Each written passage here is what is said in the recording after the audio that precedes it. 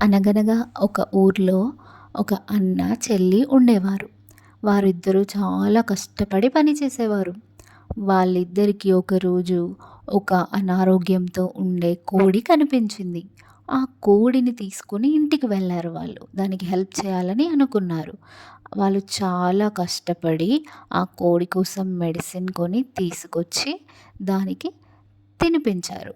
ఆ మెడిసిన్ తీసుకున్న తర్వాత వాళ్ళు పడుకున్నారు. దాని తర్వాత నెక్స్ట్ డే లేచి చూసేసరికి ఆ కోడి అక్కడ లేదు. బయటికెళ్ళి చూస్తే చాలా పెద్దగా మారి కనిపించింది.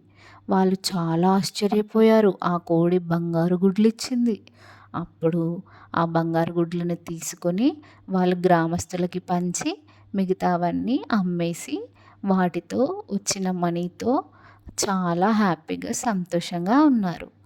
దీంట్లో మనం తెలుసుకోవాల్సిన నీతి ఏంటంటే, దయ మరియు కృషితో కూడిన గుణం ఉంటే ఎప్పటికీ మనం విజయంతో ఉంటాము. మనకు ఫలితం చాలా బావుంటుంది.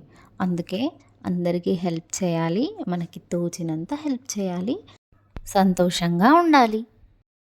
మీకు ఇంకా ఎలాంటి స్టోరీస్ కావాలో నాకు కామెంట్స్ బాక్స్లో చెప్పేసేయండి. నేను ట్రై చేస్తాను. Thank you so much. Have a great day.